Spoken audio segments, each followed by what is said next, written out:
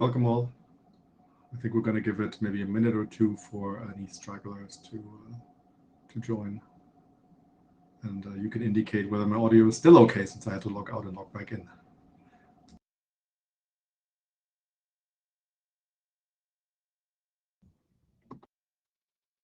Still good. Excellent. I can confirm that I hear you, Lars. Thank you. Hi. Let's all tell Lars we can hear him. Yeah, we can do the equivalent of a mail bomb and just everybody reply to me that they can hear me fine, and then we'll fill the plenary that way. How's that? Right. While we're waiting to really get started, you can look at the slide that Alexa has helpfully forwarded for some tips on how to use MeetEcho, which is the system by which you are joining the session. So basically, you will be muted and your video will be off, and you need to unmute yourself and turn your video on when you get into the queue. Please do turn the video on if you can do it at all. I think it's nice to actually see each other in this virtual future. If you have a headset, you can use one. I do have one, but I prefer not to. That's why I asked whether the audio is okay. And there's some more details. If you get really bored during this plenary, you can click on that link or copy that link into your browser if it's doable and look at that. All right, I think it's a couple of minutes past 3:30 my time, which is in Finland. So for me, this is a great time zone. My apologies and condolences to all of you for whom it's the middle of the night. I was in your shoes last time. It's not fun. So thanks for making it anyway, if you did make it anyway. If not, you're listening to the recording, I guess.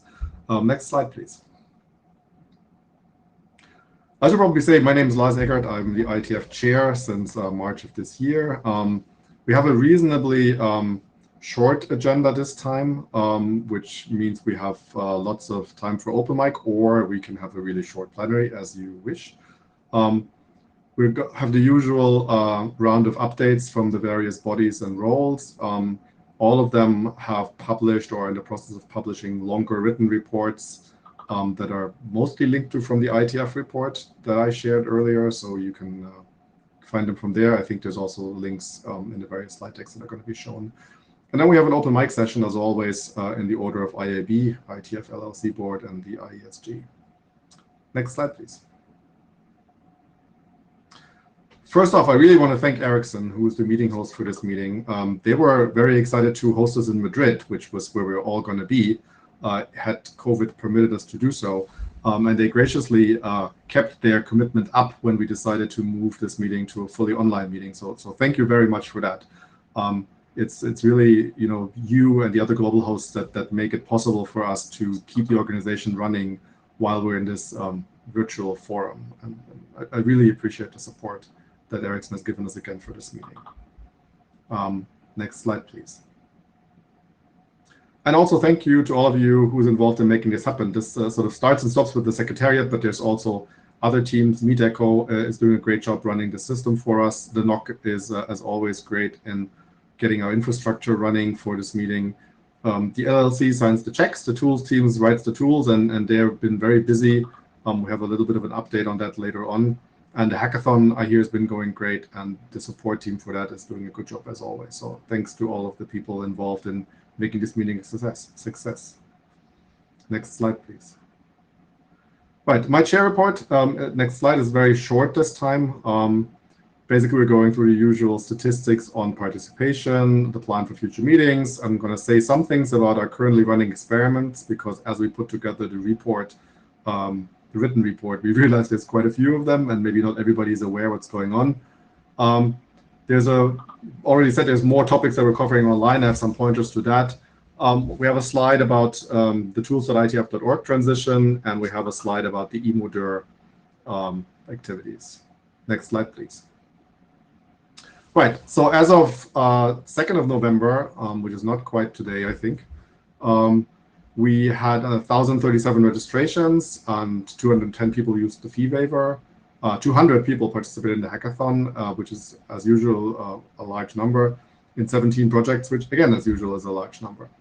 The breakdown, also unsurprisingly, is pretty US heavy. Given that the time zones work, I would say okay-ish for the US this time, and also for Europe. Other regions of the world, unfortunately, are a little bit in a difficult situation, but that's why we rotate. And we're going to post detailed attendance stats, as always, after the meeting, especially since the plenary is happening before the meeting week. So we are probably going to pick up a few more late registrations as we move towards next week. Next slide. Right, future meetings, and also for this meeting, if you have any issues with the IETF or the meeting or anything, please use support@ietf.org as the one-stop email address for anything. You will get triaged to somebody who can help you. If you want to specifically talk about tools, there's a mailing list that you can join also to be kept abreast of what's happening on the tool side, which is toolsdiscussed@ietf.org. We are again going to send out a meeting after the IETF week ends, and would ask you to fill that out, especially since we're also going to ask for how this plenary experiment has been going for you. The experiment being that the plenary is not part of the meeting week. We moved it a week before, so we can open up some working group slots for the meeting.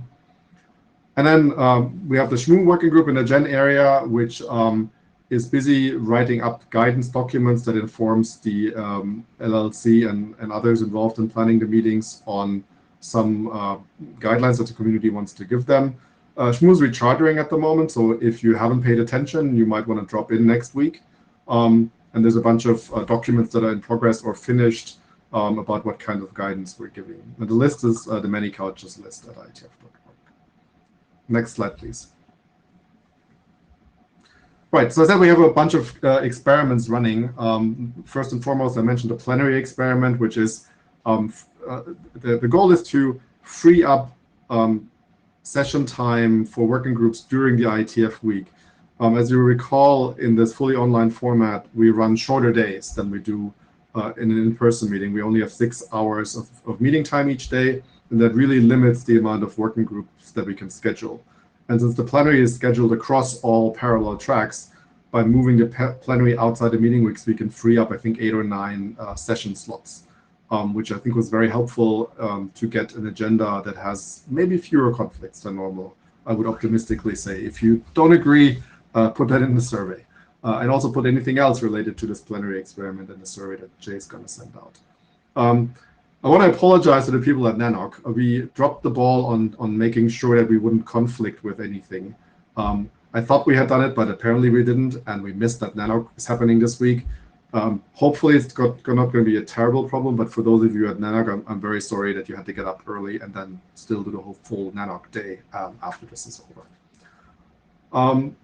We also are doing an online welcome reception. I think this is the first time we're doing this in this virtual format, which happens right after this plenary ends. So look at the agenda and there are links. And I think the last slide of this presentation also has links. This happens in gather.town, which you may or may not have joined, which is this sort of virtual forum in which you can interact with groups of other participants. I think this will be pretty exciting. We're trying to sort of recreate the actual welcome reception that we have at in-person meetings. And one part of that has been the Hot RFC session that Aaron Falk's been running for a while. And we're bringing Hot RFC back for this meeting in a virtual form. It's also in gather.town, also after the plenary ends. So go and check out. There's some billboards, and people are going to talk about their proposals for IETF-related work. And I think that should be pretty interesting. I'm happy to see that we managed to bring that into a virtual forum.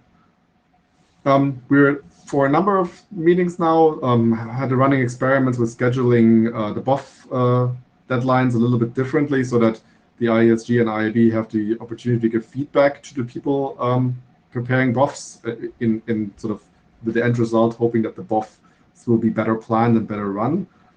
If you think this is going well, please let us know. If you think you would rather have the 1 week or 2 weeks back, and we should push go back to a single deadline and move it further back, let us know as well. At the moment, we are running an experiment in terms of eligibility for the IETF NOMCOM. This is defined in RFC 8989. The reason for this is that the original NOMCOM eligibility rules only extend eligibility to people who've participated in the last 3 out of 5 physical meetings. Since we're not having physical meetings, we decided to count participation in virtual meetings, such as this one, towards NomCom eligibility. And there's also different other tracks by which one can qualify for the NomCom, become eligible for the NomCom. One is being a chair, and the other one's being a document author of a recent document. We've run that experiment for one cycle already. So the current NomCom ran under that extended eligibility, and we published a result based on it. And the ISG has decided to extend the experiment for another year, which is one of the options in RFC 8989. The reason being, or one reason being, that it was quite unclear why some of the tracks weren't so successful in qualifying people when they were intended to be much more successful based on data we had when RFC 8989 was written. And rather than speculate, we decided to gather more data. The other more pragmatic reason is that we're still in an all-virtual forum. So at the very least, we have to keep counting virtual attendance or attendance to virtual meetings as NomCom eligibility qualifying, because otherwise we have trouble seating a NomCom next year. And finally, the ISG has decided to do an experiment of doing sort of a 360-degree reviews for ADs. And we just got the first set of results. Basically, we asked each other, we asked the IAB, we asked the Secretariat, we asked our chairs and document authors, as well as other document authors that we balloted on to sort of give us feedback in sort of a set of short web forms. We got some interesting feedback from the community that we should revamp the questionnaire if we do this again, which we'll take into account. But I still think we got some, personally, I would say I got some interesting data out of this. So the idea is that every AD gets their own review, and it's not shared with the rest of the ISG. The entire ISG gets sort of an aggregated view, which averages all the individual feedback. And that aggregate view, we're planning on publishing, since we just got it. This might take a week or two, but you can then all see what the feedback was on the ISG as a whole. And that's about the currently running experiments. Next slide, please. Right, we had 0 appeals, which is great as usual, and we published one ISG statement, which is the aforementioned report on the RFC 8989 experiment. It has a bunch of data in it, so if you're wondering exactly why we are continuing it, please give that a read if you haven't already. And there are much more reports that go into detail online on the data tracker materials page for this meeting. And as always, there's an IETF blog that Greg is filling with interesting content. So if you wonder what's going on, that's a good source to take a peek at as well. Next slide, please. Okay, about tools. So there was an announcement in May that the services that are currently running at the tools.ietf.org URL are being replaced, and we're going to wind that down. And it's probably going to happen before IETF 113. The original goal was to do it before this IETF, but it was a bit more complex than was anticipated, and so we're moving that by a meeting. There's a few tools that are sort of still waiting to be replaced. Probably the XML to RFC page is the most visible of those. There's an authors.ietf.org beta that you can take a look at, which is intending to replace this. But we still need to do a little bit of work on the bibXML and the conversion service before that's fully there. There's a whole slew of other tools that were made available under tools.ietf.org. For almost all that have a sort of sizable community that uses them, we have a transition plan. There's a GitHub URL here that you can take a look at. But I also want to be clear that we can't maintain all tools that were under tools.ietf.org going forward because we have limited resources, and some of the tools specifically are written oftentimes for a very small community. I think we have 1 or 2 tools that were specifically written for 1 participant. And I hope it's clear that we are not going to be able to maintain those going forward. But we're going to try our best. And if you have feedback on the plan, please go to that GitHub page and open issues or send email to tools discuss. Next slide, please. Right. There's a directory called Emodur, which is the new home for the Edu team activities and also other mentoring and outreach activities, which has been chaired by Karen O'Donoghue, Greg Wood, and Joey Salazar. And Joey has just informed us earlier this week that she unfortunately needs to step down as a co-coordinator. So I really want to thank Joey for the contribution she's made to IMODIR over the years. I also want to mention that we're probably looking for another co-chair of this. So if you're interested in helping education efforts in the IETF or about the IETF, if you're interested in the mentoring program that we're being that's being run, if you're interested in helping with outreach into various other communities such as open source, please contact IMODIR and get involved. There's a track wiki and there's a discussion list that is open for everybody to join. And we're really hoping to re-energize that team. During these virtual Corona times, it's been sort of limited what we were able to offer as services. But we're hoping that we can go back to hybrid meetings sometime next year. And that would also mean that we're going to ramp up these activities again. Next slide, please. Right, and with that, I'll hand it over to Mirja for the IAB.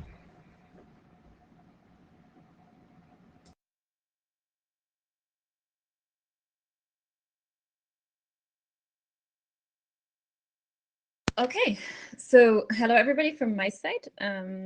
I also will just give a few updates about the IAB as I usually do. So let's go to the next slide. Yeah, the full IAB report is already uploaded to the proceedings where you find all the admin stuff and all the information you might need. And as always, I can say now for the last couple of meetings, we will also have an IAB open meeting next week during the regular agenda, which will be on Thursday. So the IAB open meeting is really focusing on technical work the IAB is doing and giving the community a chance to give us feedback and to have some discussion with the IAB. So happy if you show up there and join us. Let's go to the next slide. Yeah, I just want to take this opportunity here in the admin plenary to do a couple of announcements. So one is about a workshop that the IAB is holding end of November. And this workshop is focusing on analyzing IETF data. So what we want to do here is to bring together the researchers and engineers that are working already on looking at, like, for example, participation trends, or author trends or author groups and these kind of things. Bringing everybody in the room, understanding what we know about the IETF already and what else we can learn from the data. I'm sure there will be some interesting insights about what happened during the last 2 years, what changed during the pandemic.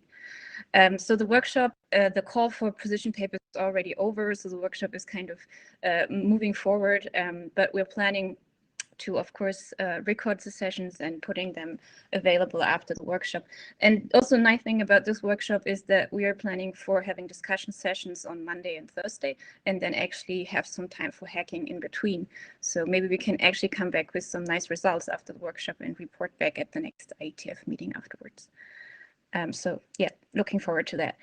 Next slide. Yes, also an important thing, we have the RFC Editor Future Development Program. So this is a little bit of special IAB program because it's actually driven by the community. And I have reported about this already last time, so maybe you know about this already. The important news this time is that they're basically done with the work. So the main document, which is describing the new RFC model, is currently in program last call. And if you haven't looked at the document yet, it's the right time to do so. So please reach out, read the document, provide feedback. The program last call is open until November 5th, but we will also try to reach out further in the community to get as many reviews as possible before we finally publish this document. And there's also a session from the program next week on Wednesday. So if you want to join the discussion there or provide feedback there, please join the session. Okay, and then another announcement is that Adrian Farrell is decided to step down as the independent submission editor. His term will end in February next year, and we probably have another chance to thank him at the next meeting in March and hopefully in person. But I already want to say very much thank you to Adrian. I think he has done a great job in this position by trying to make sure that like all voices are heard in our community and discussion is ongoing. And like also I talked to him and he said he's kind of also working a lot with newcomers and providing advice to them. So in that sense, I think this is a really important position, and he has done a very good job and is very encouraged and cares a lot about this. So thanks a lot, Adrian. But he decided to step down and make some room for somebody new. So we're looking for candidates right now. As I said, I think this is a very important position in our community, and I think it can also be very interesting. Of course, there is a little bit of work here to do, but if you're interested, please let us know. I think Adrian is also available to talk to if you want to learn more about this, because he has all the first-hand information. I can probably only point you to the IRC where this role is defined if you reach out to me. But I believe Adrian is also available for questions. So please consider this position. Okay, and then we go to my last slide. This is also the point where I want to thank you, some of our community members who have taken up some roles. We just seated somebody new on the ICANN NOMCOM committee. We had 2 very qualified candidates, and Vittorio Bertola is taking the position. Thanks a lot for that. This position is actually quite some effort, so it's not easy to find people. So thanks a lot for that. There is a little bit of news about liaison management. So John Clanson has served for many, many years in the position of the liaison manager for ISO TC 46. He's already retired for a while, so he asked us a while ago actually to step down in this position, and we finally managed to find somebody. So a big thanks for John serving in this position so many years, for all his experience he brought in from like both organizations and all his knowledge he helped us with. And then also big thanks and welcome to Peter Koch serving in this position from now on. And then the final thing I want to mention here is that we are, again, as every year, are looking for a new person for the ISOC Board of Trustees. So far, Richard Bunce was serving in this position, and he reached his term limit after 6 years. So thanks a lot, Richard, for serving in this position. So we're looking for a new candidate. Again, this is a position that has a real time commitment, but it's also a very interesting position, I think. You learn a lot about what's happening in ISOC, and you can actually also impact there. And we as the IAB serve as the interface to ISOC, so we actually do get a lot of input about what ISOC is doing. I personally find it very interesting. I don't have all this knowledge about the politics behind, but it's always good to understand what's happening in policy and what other views are. So this is really definitely something where ISOC is important. We are really looking for you to put your name in. Last time we had a very good set of candidates. I think we had like 8 or 10 candidates, but diversity of that set of people was really, really low. So it was really just people from the US. It was only male people and it was only white people. ISOC is discussing diversity a lot, and they try to fill their board with a diverse set of people because ISOC has like all the chapters very international as well. But I think we should also support them in trying to provide them a more diverse candidate than we had in the past, maybe. So I'm really looking for people to nominate themselves, or maybe think about people who would serve very well in this position and ping them, try to convince people to put their name in. I would definitely like to see more women applying, and I think we should also figure out how to get more people from other regions interested in participating in this work. So the call just opened yesterday. It will be open until January. Please put your name in, and please think about other people who could be qualified. Okay, that's it from my side. And I hand over to Colin, I think. Yes, I think so. Is this working? Yes. Okay, next slide, please. So yeah, I'm Colin Perkins. This is the IETF report, and if we can have the next slide, please. So one of the things we organise in the IETF in conjunction with the Internet Society is the Applied Networking Research Prize. Now, the goal of the ANRP is to award some of the best results in applied networking research, to try and highlight some interesting new research ideas that are potentially of relevance to the internet standards community, to the IETF and to the IRTF, and to try and highlight the work of upcoming people that are likely to have an impact on internet standards and technologies in the future. Next slide, please. So we award multiple awards per year. We typically do 6 awards per year, and we're making 3 of these awards at the upcoming IETF meeting next week. And these will go to Thomas Vertgen for his work on extensibility of BGP implementations and routing protocols, and this is the XBGP paper. They'll go to Aksa Kashav for her work studying the effects of third-party service dependencies in the internet. And they'll go to Kevin Bock for his work looking at internet censorship. And these talks will be given during the IRTF Open meeting, which is happening on Tuesday in the 1600 UTC slot. And the talks will also be on the IETF YouTube channel and on the webpage listed there. And there's also details of the talks and links to the papers on that webpage. I think we've got 3 really excellent talks here, so please do consider coming along to those talks, looking at that work. Next slide, please. That will be the last of the awards for 2021, but we have nominations open for the Applied Networking Research Prize 2022.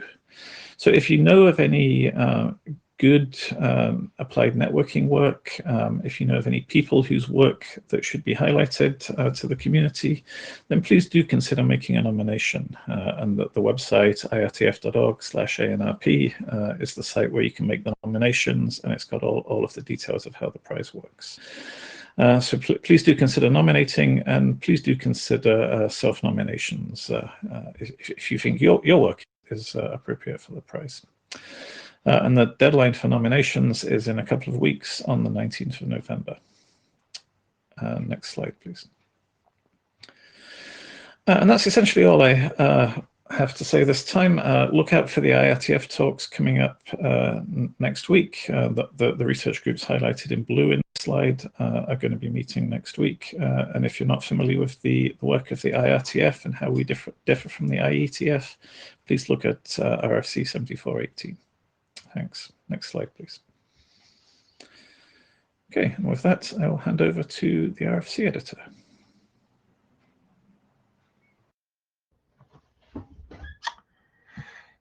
Thank you. Since we're in Madrid, buenos dias a todos. Next slide, please.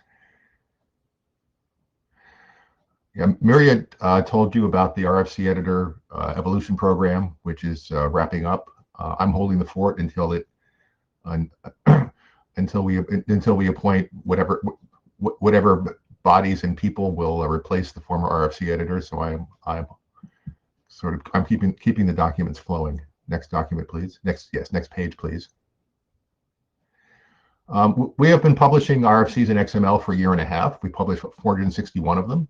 The process is working pretty well. I mean, there's some nits. The PDF page breaks still aren't beautiful, but the HTML and text versions are working pretty well. And again, since the process is the XML is canonical and the rendered versions are not, as we improve the rendering, we can fix it. It took a while for the production people to learn the ins and outs of XML, but they have done so. We are back to the service level agreement that we had before, and they're meeting the service level agreement. So although they're putting more work into it, they've staffed up so that RFCs are now being published as fast as they were before we switched to XML. Next, please. What I'm still trying to work on are the tools. I mean, a lot of drafts are still being submitted in version 2 XML, even though v3 is what we publish in, and v3 is in fact stable and usable. Some of the tools aren't complete. I have the discussions about, like, do we need an XML diff? Do we need other tools to make it to make SVG work better and things like that? We're also having a lot of discussions. I mean, a lot of people write stuff in Markdown. Do we want to support Markdown tools that have an entire Markdown tool chain. We're also doing some experiments in Auth 48. Anybody who's done an RFC knows that in Auth 48, there's a great deal of email back and forth between the authors and the editors, confirming the changes and approving stuff. There's clearly room for automation there. We've been doing some experiments in GitHub for people who like GitHub. And as I said, we also might want to advance and we might want to change and make Markdown an alternative input. But this is all stuff that we're still looking at. Next, please. When we went from V2 to V3, the V3 vocabulary was known to be sort of tentative. We expected some changes. The changes have all been pretty small. And with one change except for one change for postal addresses, everything is going to be backwards compatible. So if you use the vocabulary described in RFC 7991, that's valid, that will work.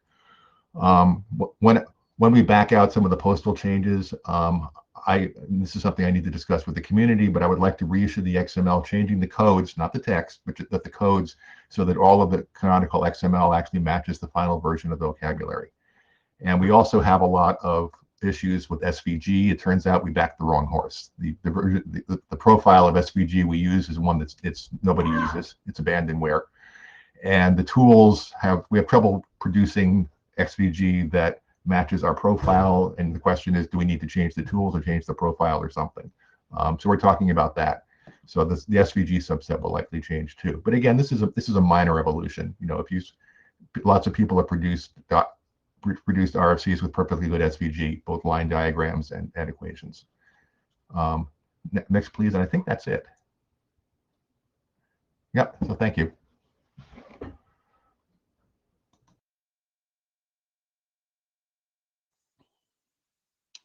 Hello, so my name is Gabriel Montenegro. I'm NOMCOM chair. Next slide, please. So I have a very short presentation, only 3 slides, of which 2 really are content. The first and foremost is we need feedback. There was a recent call for community feedback that I sent out. This is a continuation of that. We need feedback. Here's a very, very easy way. Go to this link on the data tracker nomcom/2021/feedback. You click on that, you'll see the names of all the nominees. You can click on all the names or the names you know better, provide feedback on them.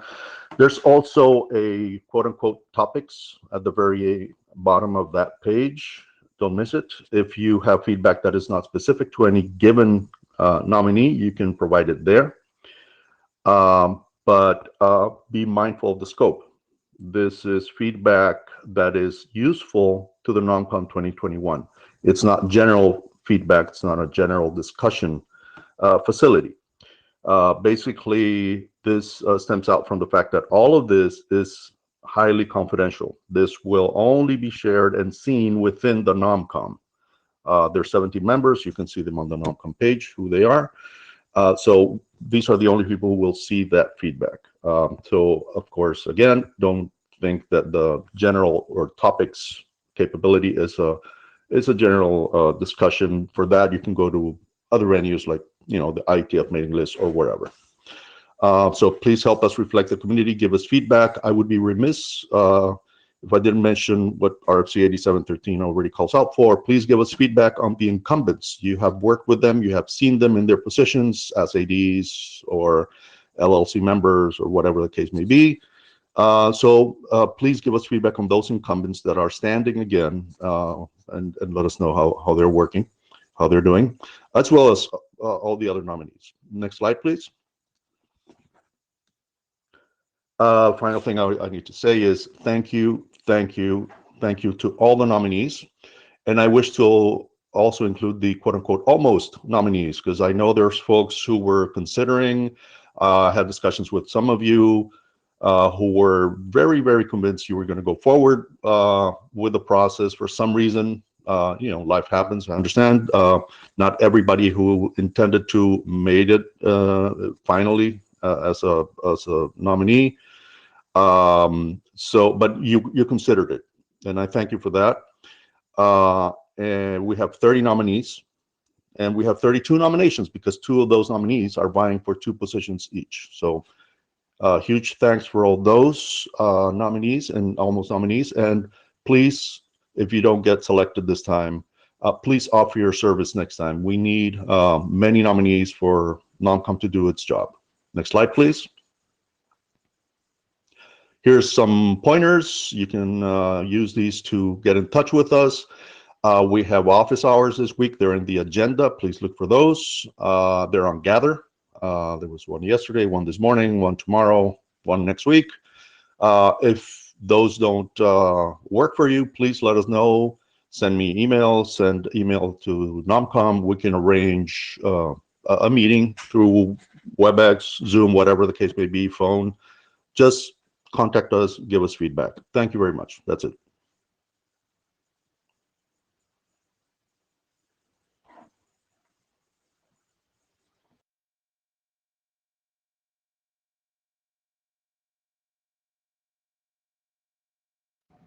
All right, and with that, we're going to the LLC, which is either Jay or Jason or both. I see Jay. Yeah, it starts with me. Thank you. Next slide, please. And next slide again, please. So yes, thank you to Ericsson and to Gonzalo in particular for making this happen. As Lars said, Ericsson stuck with us twice now when we have cancelled in-person meetings and moved them fully online, and continue to sponsor us and also offer to sponsor when we go back to in-person meetings. So this has been very helpful of them. Thank you very much. Next slide, please. Thank you to Cisco, Juniper, and the WebEx part of Cisco for their equipment and services sponsorships.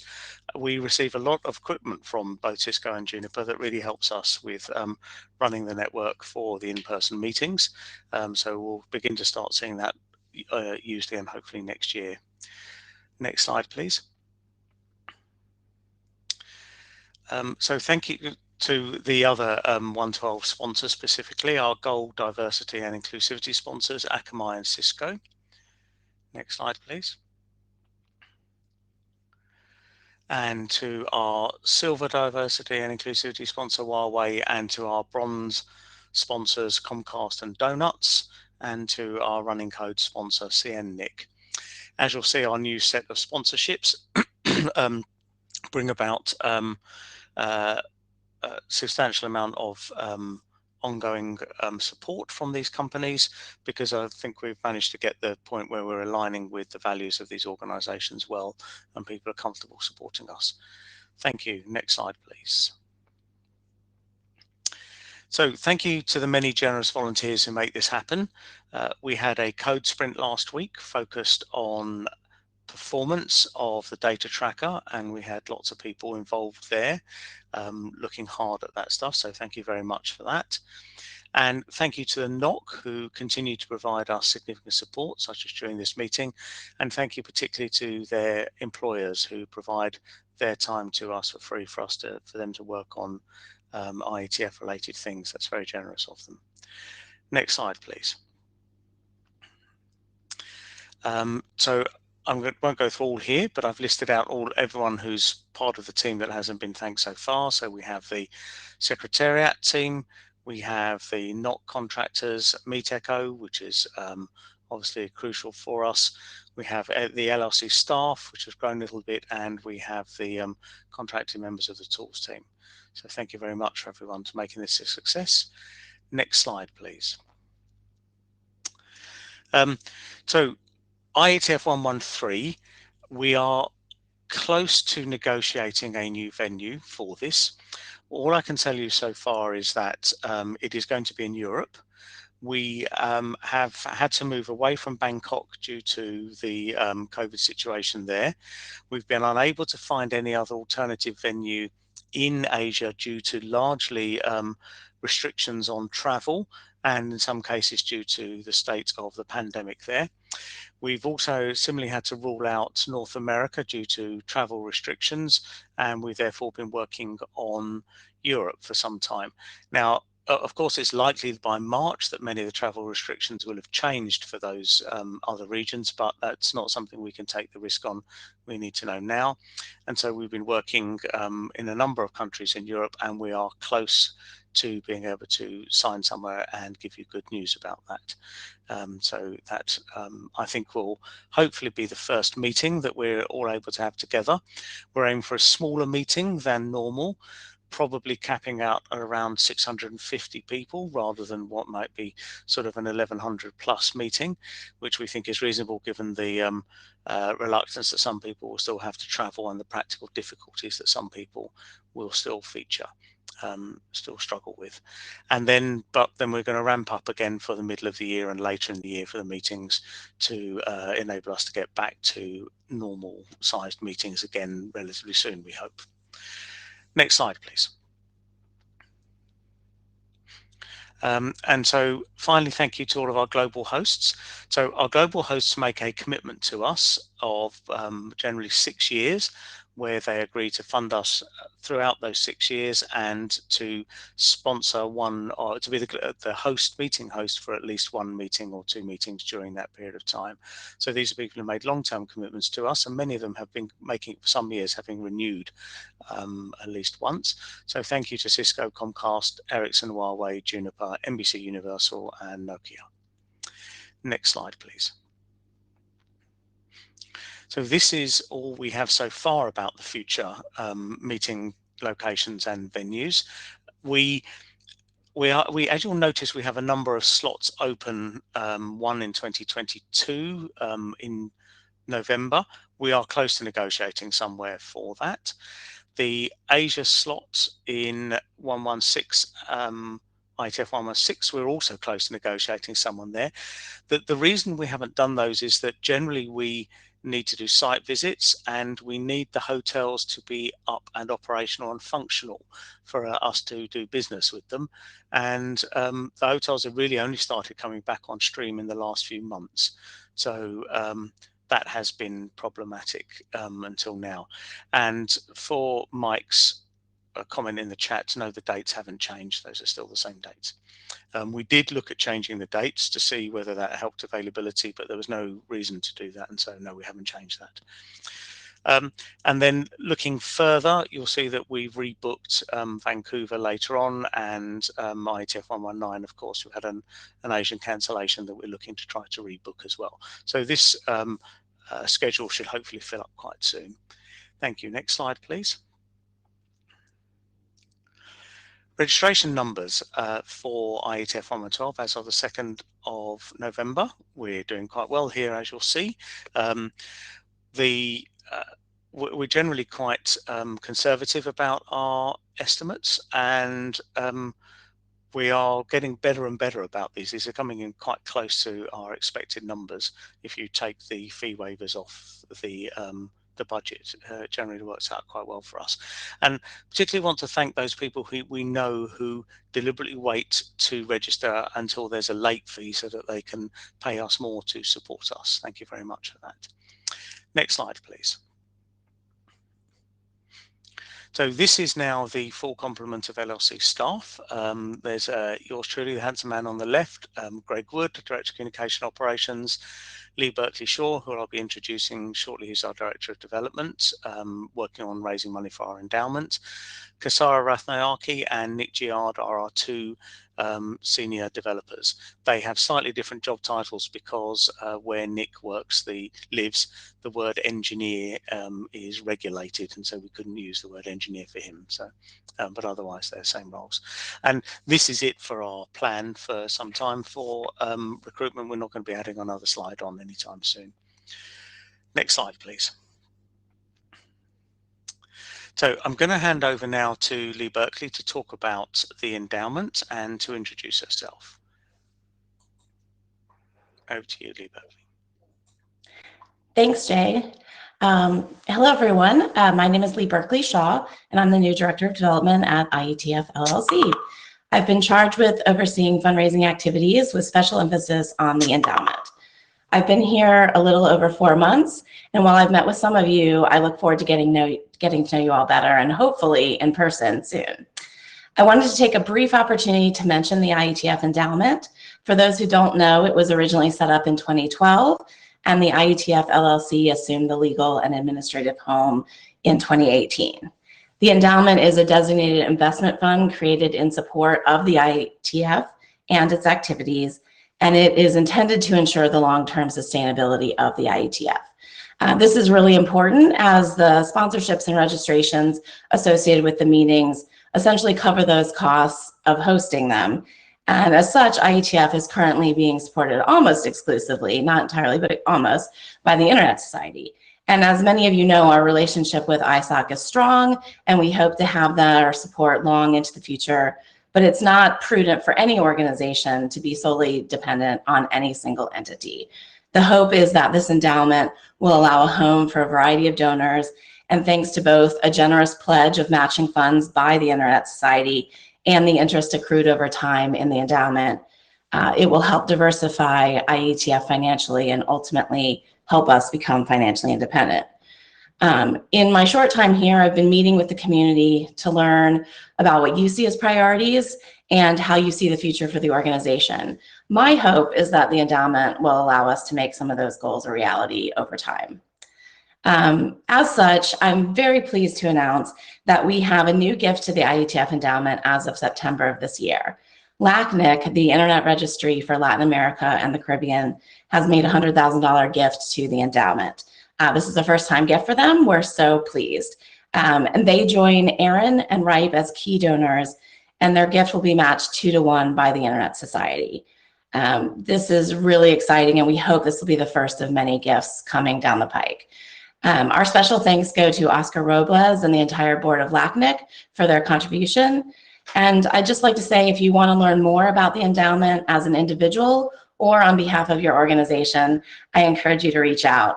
I'll be in Gather throughout all next week, and I'm happy to catch up offline with you anytime you'd like. I think that about covers it. Jay, anything you want to add? Oh, wait, we can't hear you. No, thank you very much. That's great. Thank you for that. So before I hand over to Jason, I'm just going to remind you that straight after the plenary session, we have the welcome reception. That's in Gather. We've deliberately made Gather space smaller, more cozy, so that we're all pushed together and have to start interacting and talking. So come join the fun in Gather afterwards so that we can at least see each other in person, even if we're not able to meet in person at all. And now over to you, Jason. Thank you.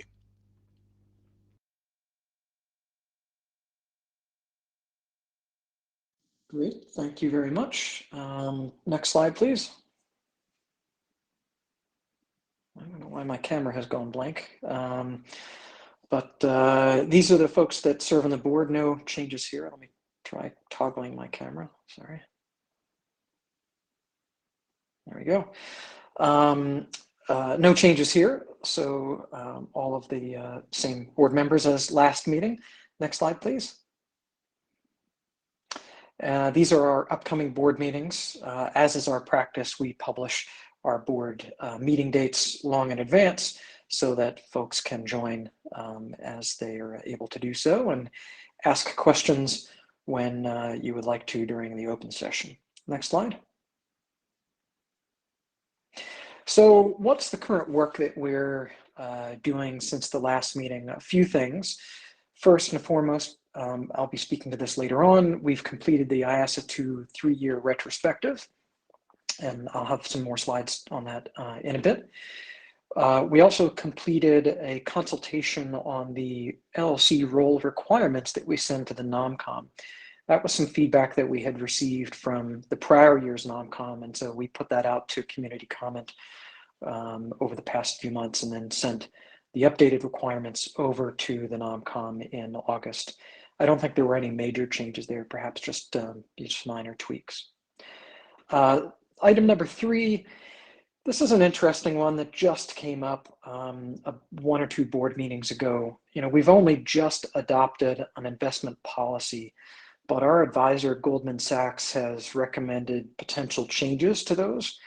And we'll be considering those. We've started to look at their recommendations, and we're going to at the next board meeting in December, have an independent, advisor kind of facilitate a discussion. And there are two things which are notable that they're recommending. One, they've recommended that we increase our allocation or exposure to equity investments to be perhaps a bit more aggressive from that standpoint. But number two, have recommended that we consider adding private equity investments. And to date, we've focused really on low cost investments with the idea that we can't really beat the market, but we can control our cost of investing. And so if we can keep those costs low, that's a way to eke out better returns. In this case, private equity is certainly less liquid and higher cost from a fee standpoint, but potentially offers higher returns. We're not sure, we're just learning about the recommendations and plan to dive into that a bit more.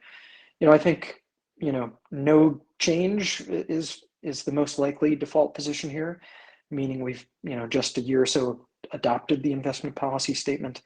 But we're looking at it nonetheless because they are the advisors and we're willing to listen to whatever they recommend and consider it. So stay tuned for that and we'll see what happens. And then of course, item number 4, lots of work with Jay as the executive director, the secretariat, ISG, IAB, IETF, and so on, NOC team, the different technical vendors to see what we need to do to get ready for our first hybrid meeting in March. Again, nice to have a bit more time than when the pandemic first struck to have that transition to online only. So, some work is going in there, mostly around, the contracting and support for any technical investments that might be needed. Next slide, please. So this is the view of the current operating budget. Really, the notable thing here is that the current net income is solely a result of the ISOC funding, the timing of that. And so that investment comes in December, I believe. So, the numbers look better. What we'll plan to do next year is to account for that a bit differently in the budget so that it doesn't show up oddly. As we explained earlier in this fiscal year, the way that got accounted for was a bit unexpected, and we had to sort through that issue with our accountants. And so we'll present that in an easier to understand way for next fiscal year, which means that this timing of that one large investment will be more apparent in the budget and won't show these distortions up until the moment of that investment. Next slide. So these are all the ways you can get in contact with us. No changes there. Next slide. All right, so let's do a very quick review of the IASA 2 retrospective. Next slide. So a 3-year retrospective was required by BCP 101. So that was RFC 8711 that was adopted as part of the IASA 2 sort of list of documents. In April, we proposed a high-level process for this and a timeline, and asked for feedback. Starting then in June, we began the consultation process by first releasing a draft document for comment, asking a bunch of very specific questions as well as general ones. And then in the June to September timeframe, we made a number of revisions to that assessment based on community input. And then we've just released the final report. And so you can take a read through that, lots of details in there. We'll touch on some of them here. Next slide. So the feedback mechanisms that we included were a number of these. This is to some extent reflective of the fact that mailing lists alone are not sufficient for getting feedback in the community. So we did a mailing list, so admin discuss. We had all the documents posted on GitHub so people could do pull requests or open issues. We held 2 live webinars for Q&A, and then we held IETF 111 meeting office hours. Of course, we also opened up regular board meetings for comments as well. Next slide. So we had 63 specific enumerated requirements. 61 of those were rated as achieved or on track. 2 we were noting here as partly achieved or in progress. And those specifically were requirements number 50 and 61. So improve the IETF's technical environment and develop a sustainable funding model. Next slide, please. So on that first requirement, 50, improve the technical environment, I think the conclusion there is that much technical debt remains. I think we're all aware of that in the community, and we can all see, as Lars mentioned, a number of the transitions that are happening and focuses on, improving performance and, up-resourcing the development folks that have been brought on and so on. And, in essence, the LLC has provided the executive director with whatever financial resources are necessary to fill out the team working on that, and provided whatever resources the folks in the community that are working on that might need. And so, we expect more to come, but, I think looking at it at a very high level, it's clear that not only is there a lot of technical debt, but the community is really in the midst of a transition to, maybe newer and updated, tool sets or technical workflow processes. And so we're here to support that and resource it however we can. But, certainly there's, maybe a higher rate of change, over the next few years than perhaps the past 5. So ongoing, in process. Next slide, please. So requirement 61 is developing a sustainable funding model. We feel like there's been a lot of progress here, but clearly, this is an area of continued focus. So first and foremost, we were, pleased to have the new funding agreement last year with ISOC, with the great matching program that Lee Berkley mentioned a moment ago. And of course, thanks again to LACNIC for their new contribution. We really, really appreciate that and the leadership they've shown. We've revised the sponsorship program. So for example, we have different types of sponsorships that organizations can make, so new opportunities for that. We revised the endowment policy, created a sustainable fee plan for the online only meetings, including fee waivers. We hired, obviously, that director of development, Lee Berkley Shaw, and we've been working with the community to define what the COVID, impacted hybrid meetings may look like, including what a sustainable fee plan may look like, and a newer way to contract venues for more flexible sizing, if you will. And so that's still in process. We're, as Jay mentioned, very close to hopefully a first announcement for that March meeting. And it's clear that, going forward, there needs to be a little bit more flexibility in the sizing of, those venues and how those contracts work. And so, the team's been adapting to that. And clearly, we've only just kicked off, that agreement framework with ISOC, and that, Lee Berkley has just been hired. So, we didn't feel like we could mark that as complete by any means. We think that we're making substantial progress, but we've got more work to do, and this is where there's a lot of board focus. Next slide, please. In terms of recommendations for future work, we included this at the end of the retrospective. First and foremost, we recommend that a periodic assessment be repeated, essentially every 3 years, just like this assessment was. The idea here being to sort of move away, if we draw an analogy to software development, move away from waterfall development to a more agile development model. And to draw back to IASA, instead of doing a review like every 10 years and then having, a huge amount of change that can be very disruptive and take away a lot of the focus of the organization, having smaller amounts of change. And so sort of driving that as a periodic assessment every 3 years, hopefully can be used as a mechanism to make more incremental change and not push things off, and doing it once a decade in a much more disruptive fashion. So we recommend doing that every 3 years, and that's something that the LLC will be scheduling and driving. 2, we recommended making a couple of modest financial planning adjustments. 1, during the annual budgeting process, just updating the target for reserve funds and annually reviewing the investment policy, which we'll be doing again, late this year, as I mentioned, with the Goldman Sachs sort of prompted a review of that. And then 3, it seems appropriate that the IETF Trust should initiate and lead a consultation on their legal structure. Just to provide a little bit more background on that, of course, the document explains it more, but the IETF Trust structure is very unique, and the directors of the trust end up being essentially personally liable for things related to the trust, and so you can insure against that.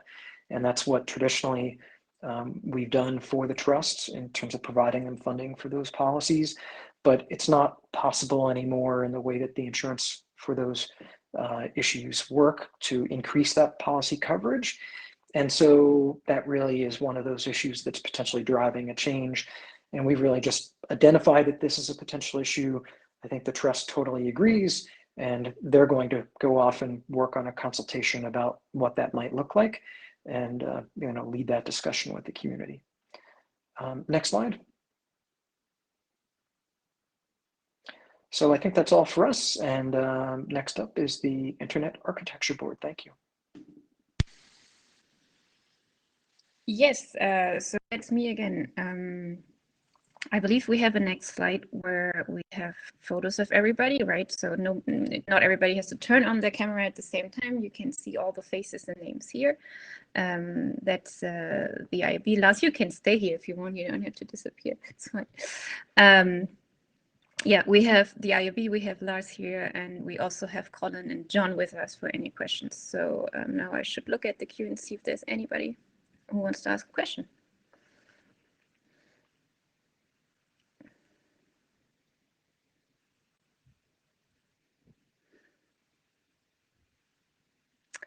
Doesn't look like it.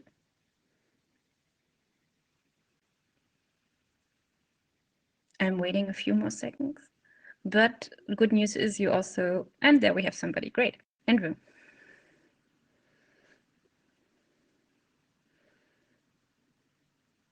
I believe you should be able to turn on your audio and eventually camera on your own, Andrew.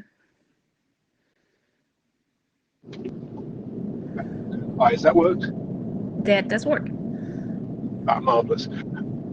I've got a question about RFC 8890, which the IAB published, as you'll know, some while ago. And I wondered whether you had any thoughts on what to do to actually implement some of the recommendations or some best practice that was described in that RFC 8890, and how we might get the voice of the end user more directly into the activities of the IETF. Thank you. Okay, thanks for your question. You were breaking up a little bit, but I think you were talking about RFC that says that the user intent should be considered when designing protocols, and the question was if the IB did something to implement this. I'm inviting other IB members to add an opinion here, and like even the authors of the draft who are not on the IB anymore. But like from my point of view, this is the advice given by the IAB for the IETF community. I think it did trigger some discussion in the IETF community, but to actually take action or implement something and consider this in protocol design, that's something that needs to be done in the IETF community itself and in the protocol development process. And I hand over to Tommy. All right. Yeah, just to comment a little bit more. Yeah, Miria is right that this is mainly advice to the community. However, in the ways in which the IAB does get to give input, such as when we're doing reviews of BOFs and charters, we've noted specifically that this document is one that we want to kind of have on hand and that we will look at and review during these times to make sure that it's something that's in our mind, and that if we see something that we can comment about, we will. So that's what we're doing. Colin, go ahead. Yeah, I'd also like to sort of note that the IAB workshop we're organising in November, December, looking at analysing the IETF data, will hopefully give us some idea to what extent the the people developing the standards are representative of the broader community.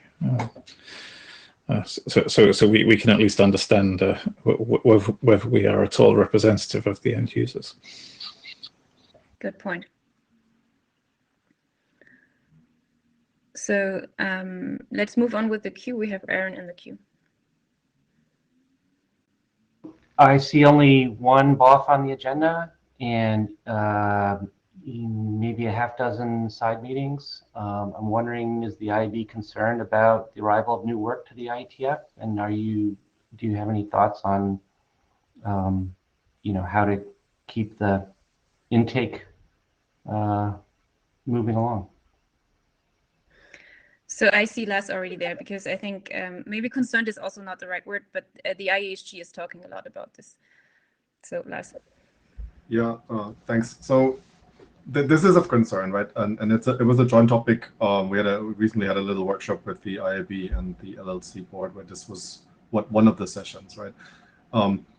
We are monitoring sort of the sort of activity of the IETF, and we reported on it, I think at the last meeting, a little bit more detail. We do see that sort of currently chartered work is sort of progressing okay, I want to say. There is I think I remember like a 10% reduction if you look at emails being sent, for example, but it's not sort of what I would call dramatic. But we do see a distinct drop in the submission of 0.0 drafts, and I think that translates into a reduction in BOF proposals. I think everybody is sort of finding it difficult to socialize a topic, especially something that's maybe a bit controversial or requires some more shaping in this virtual format. And we know also sort of anecdotally from a few people that basically are waiting with their proposals until they get to be back in person and can present to a room rather than online. So yes, we are sort of hoping that we can go back to at least a hybrid format, and we're going to hope that that'll sort of maybe revitalize the intake of new work. But yeah, I think the ISG and leadership overall will sort of see that concern that you raised down. Is there any way that you can add some transparency to? So your observation that you think that there are topics that might be considered too controversial to socialize now was something that I hadn't heard. And I'm wondering, is there a way to sort of share some visibility that those things are out there? I mean, maybe that's not an accurate assessment.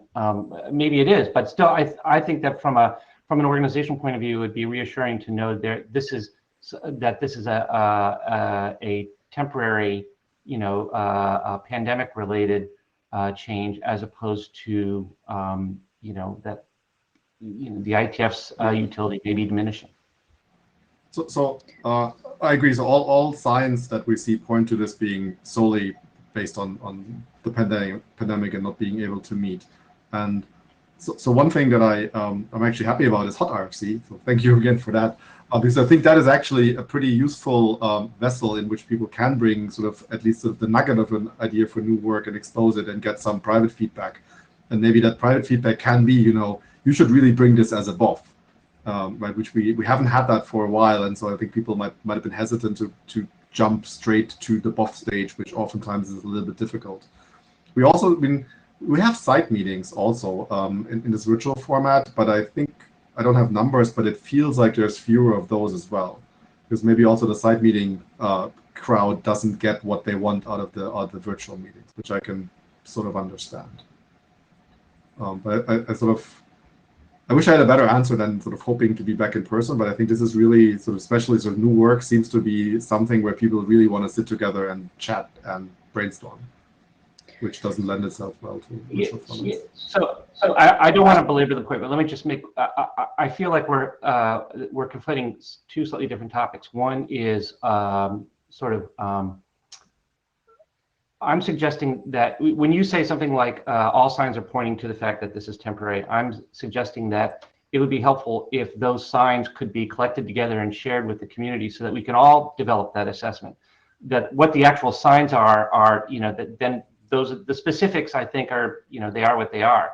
But I'm just saying that, you know, you or maybe the IESG are in a position where you're seeing sort of more potential stuff than the rest of the community. And I think if there's a way that you could share that, that would be helpful.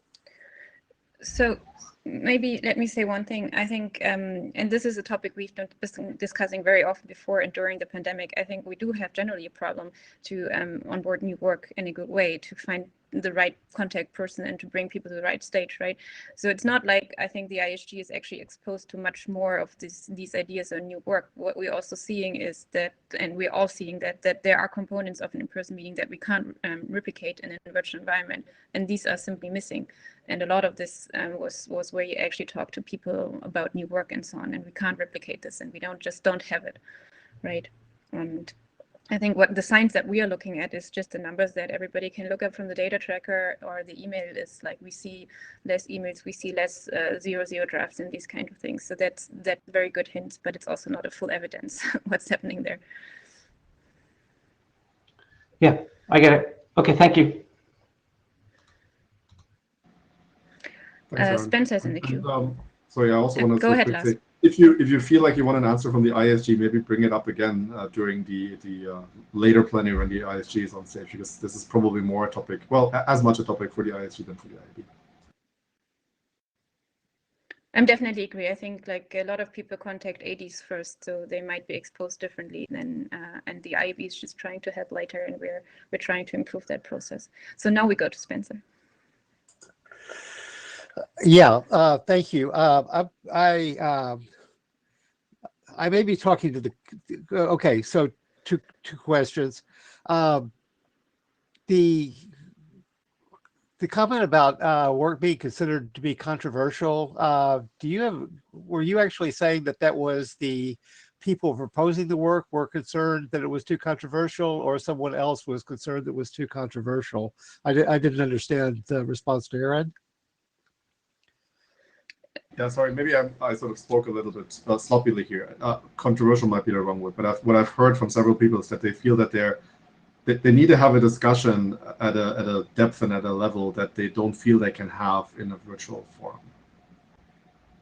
So it might not, so it might be maybe complex would be a better word than controversial.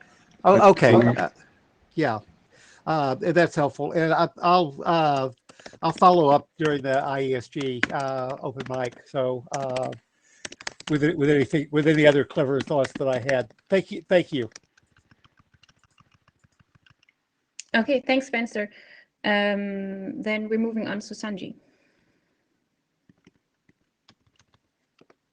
I had a quick question. I've got quite confused with the work on the SHMU group and the hybrid and all. So is Vancouver planned to be hybrid as of now? I mean, I realize things could change.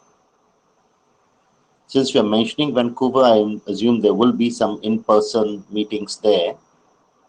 I think you have to join the queue at the next open mic again. That's a question for the LAC.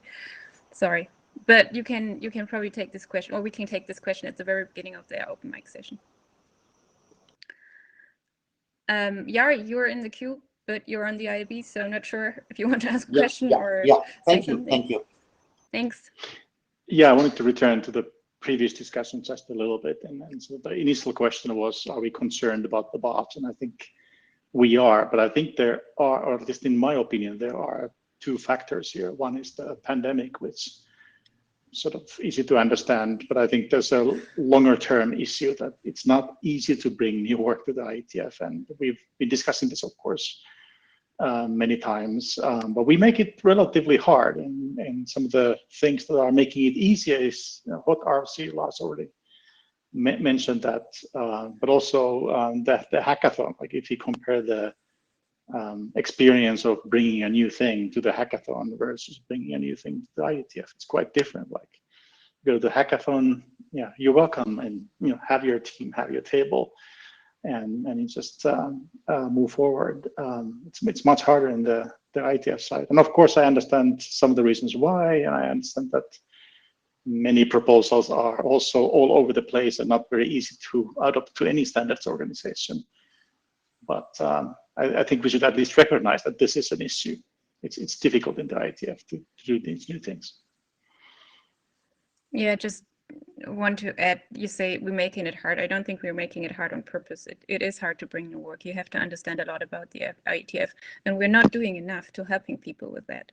And that's definitely a job for the IAB. And that's what we do discuss at the IAB, but it's also not easy to find the right ways for that.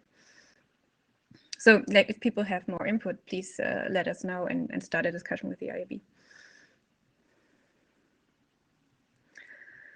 Okay, the queue is empty now, and as we already had the first question for the LSC, I just hand it over to Jason.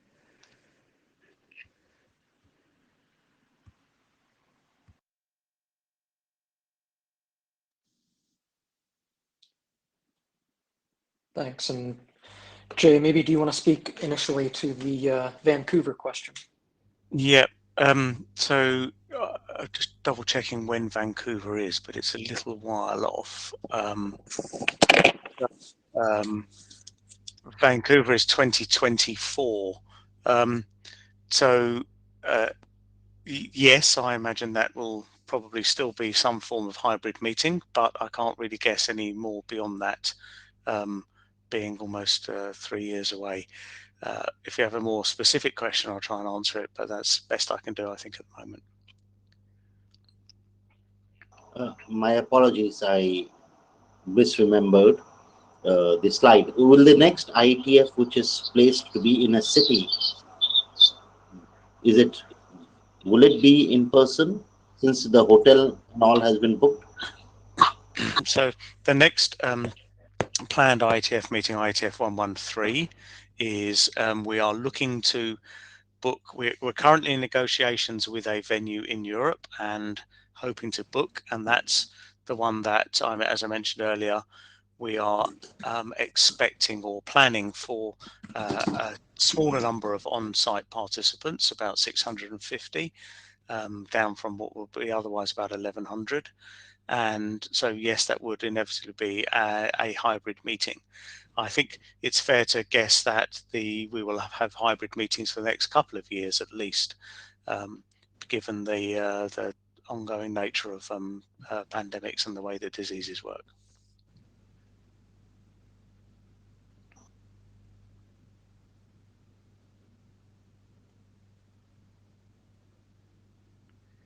Over to you, Jason.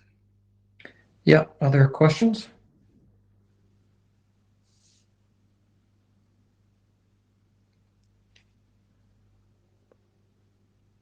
Looks like Dominique. Yeah, hi. I just wanted to follow up on the community survey. I think that was mentioned. And I note that it's both the LLC and the ESG, I think both that are covering it. I just wanted to see if you had any more follow-up on it in terms of actions from it. I know that you have a whole year that you're going to review it, but any information would be great. Thanks. Do you want me to pick this up on it, Jason? Yes, please. I'm going to quick rejoin. I'm getting an echo. It's hard to hear. Sure. Just the other week, we had a joint IESG LLC IAB workshop spread over 4 days, and one of those sessions focused on the community survey and the outputs of the community survey and the major issues as reported through that survey. I won't go into the details of what was discussed because that hasn't yet been written up and agreed properly yet.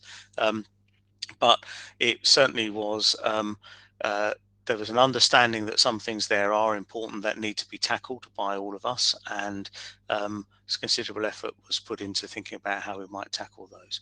So I think that's probably all we can say, unless Lars wants to add anything to that.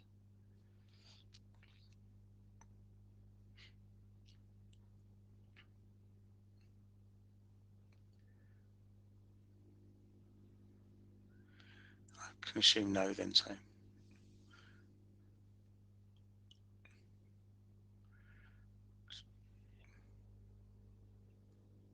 Should we go with Spencer then? Spencer, I think you're next in the queue. Yeah, I just wanted to take a moment to thank you all on camera and live for the work that you all are doing. I've been following at a distance, the work that you all have been doing in the current environment, and this is the I think this is the IETF meeting where I finally realized there's no possible way I could even contribute to this. So thank you for the work you're doing. I know it is not easy, and I know it really matters. Thank you.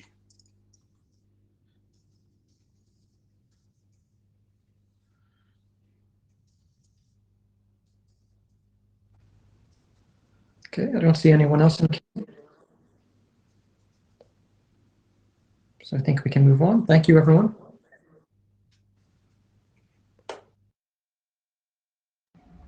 Thanks. And that brings us to the ISG open mic session.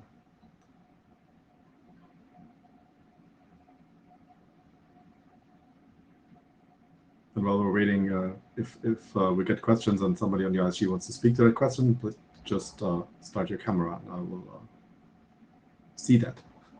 Spencer, go ahead.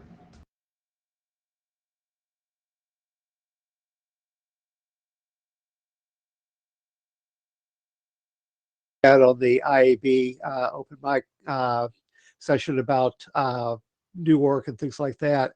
I think one of the things that's important to say is that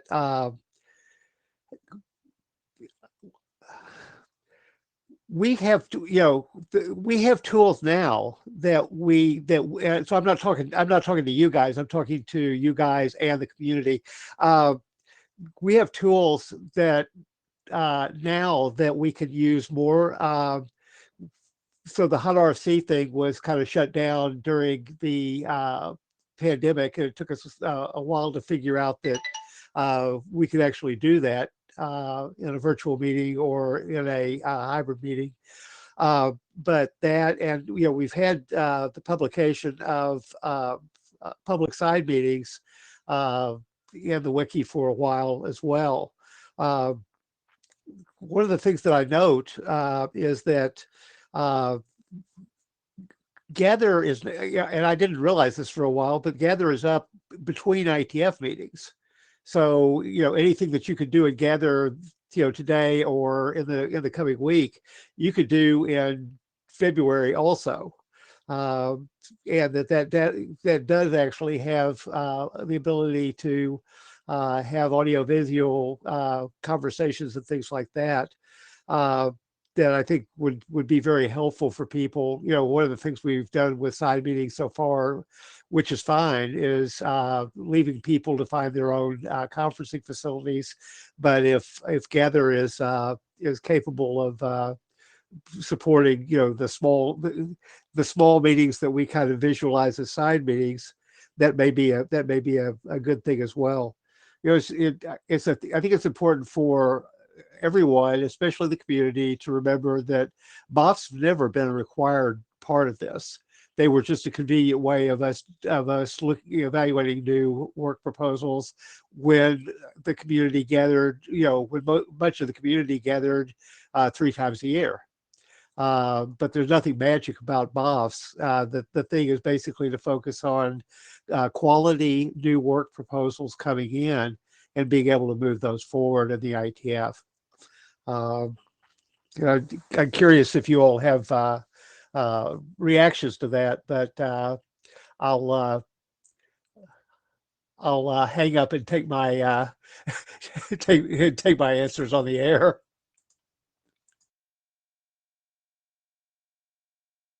Thanks, Spencer. Go ahead, Ron. Yes, but I wanted to say, I think the idea of having a high quality idea, not going through a formal BOF to directly kind of chartering, is a very viable kind of path. That is one of the outcomes that's sometimes recommended at a SEC dispatch, that the idea seems baked enough, there's enough kind of discussion on it. Let's do a little more mailing list discussion to get charter language firmed up.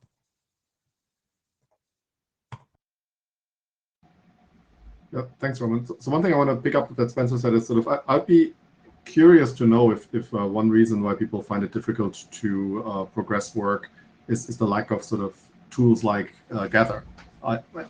so given that sort of Hangouts and other sort of free collaboration systems are available, if that's the case, we can certainly try and invest there from the tools side. If this is really sort of an issue for many people. If so, maybe send email to ISG or get into the queue now.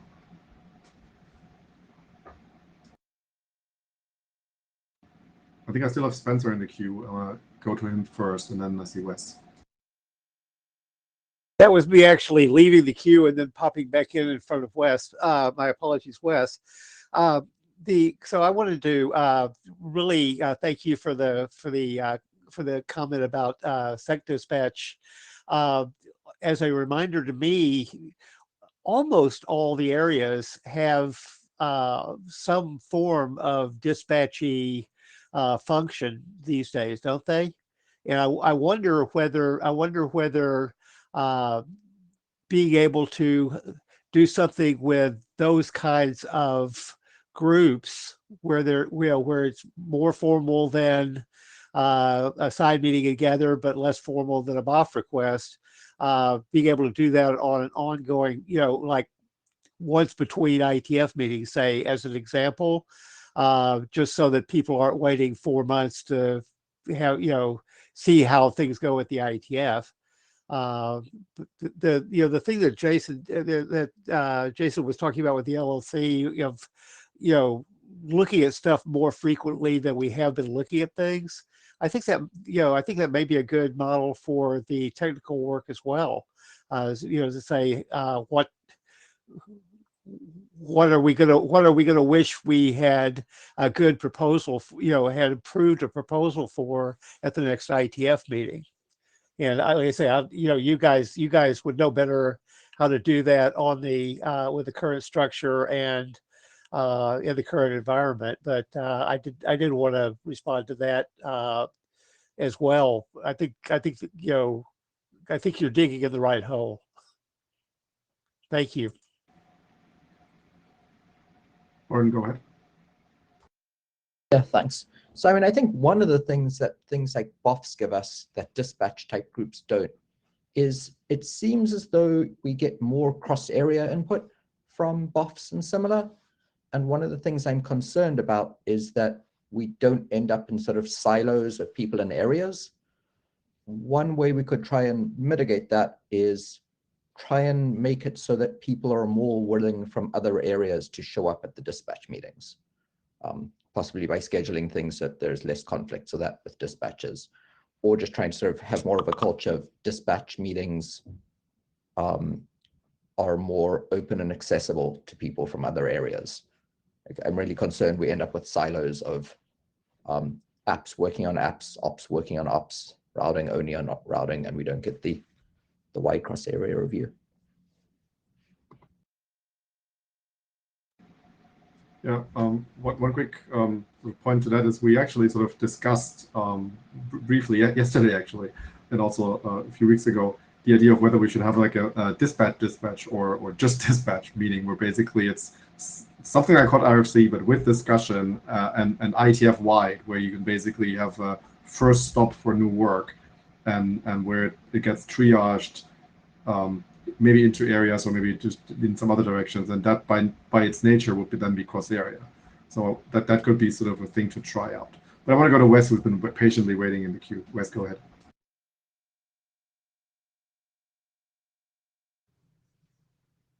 So first off, apparently Warren says we should be wearing hats, so I thought I'd join in. But I wanted to follow Spencer's topic a little bit because it's an important one, and it's definitely easier to have new work when you can get together and do it in person.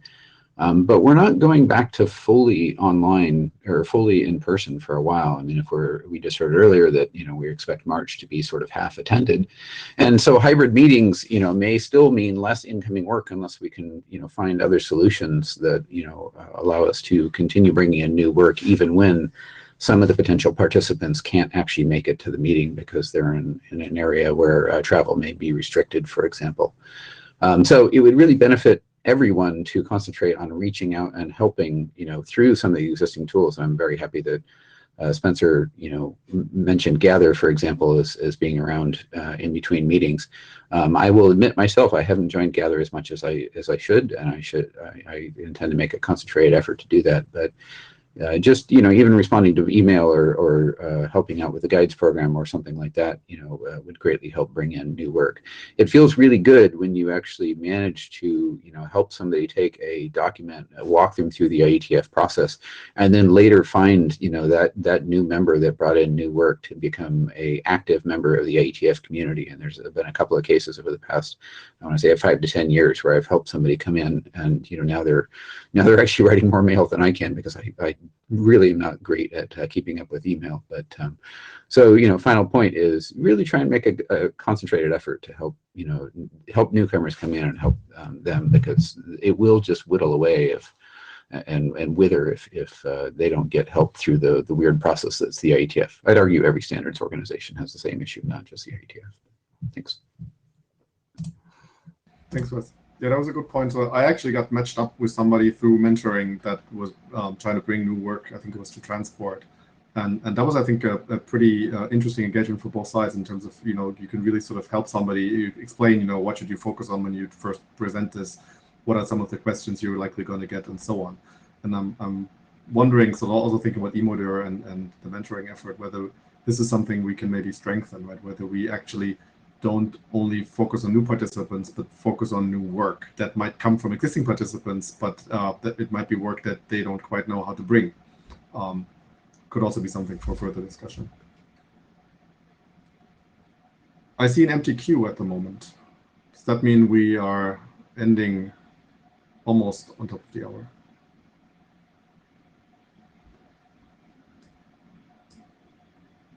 Aaron, go ahead.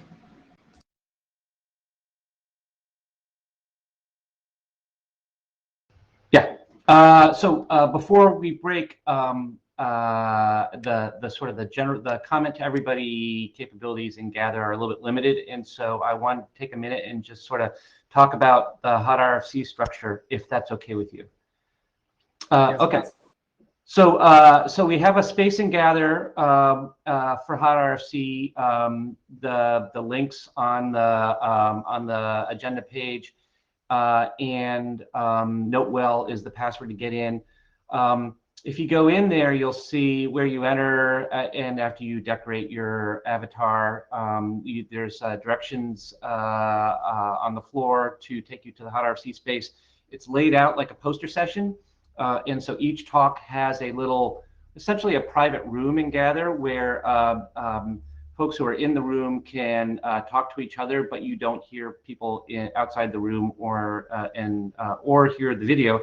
There's a YouTube video for each talk where you can asynchronously watch the talk if you haven't seen it already, and there's a whiteboard for leaving messages to other interested folks and or having real-time discussion.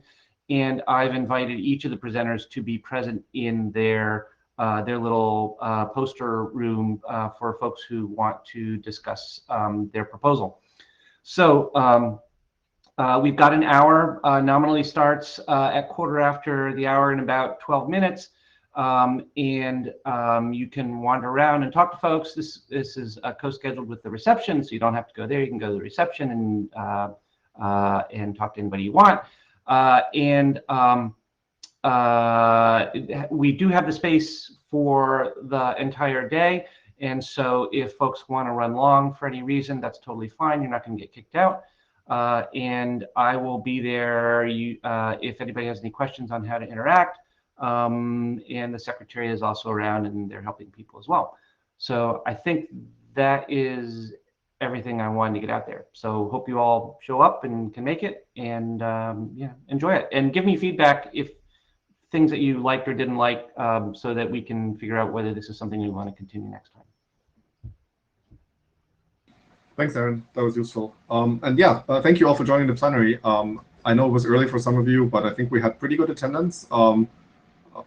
Probably on the same order of magnitude as the last few that we've done, so that's a good sign for this experiment.